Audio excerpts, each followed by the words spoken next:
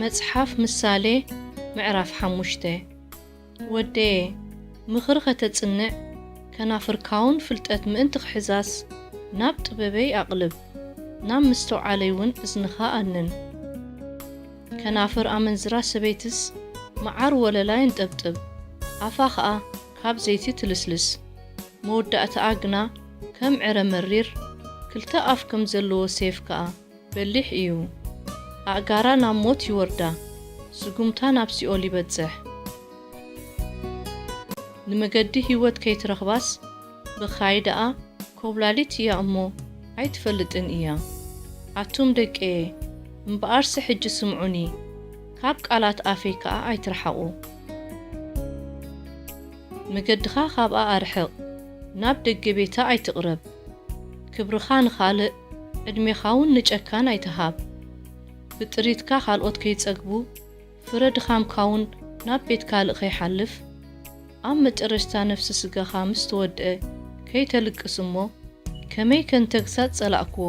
ልበይ ሲንዘለፋ ንዓቆ ስለምንታይ ከድምፂ መምሃራነይ ዘይሰማዕኩ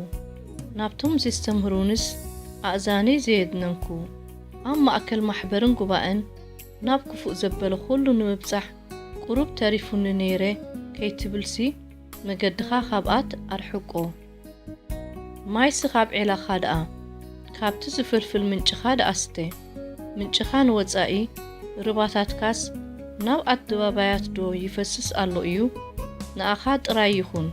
ጓኖት ኣይካፈሉኻ ምንጭኻ ይባረኽ በታ ሰበይቲ ንእስነትካ ባህ ይበልካ ፍቱቱ ዋላ ጽብቕቲ ሚዳቆ ትኹነልካ እቲ ኣጥባታ ኩሉ ግዜ ዕግብካ ብፍቕራውን ወርትክ ተመሰጥ ኣታ ወደይ ስለምንታይ ጓና ሰበይቲ እተፍቅር ሰበይቲ እማትካስ እትሓቁፍ እምበኣርሲ መገዲ ነፍሲ ወከፍ ሰብ ኣብ ቅድሚ ኣዒንቲ እግዚኣብሔር እዩ ነካይድኦውን ንሱ ይምልከቶ እቲ ረሲእ ብኣበሳኡ ይሕንኰል ብግማድ ሓጢኣቱ ኸኣ ይእሰር ንሱ ሰኣንተ ክሳጽ ይመውት በቲ ዓብዩ ድንቁርንኡ ኸኣ ይጋጌ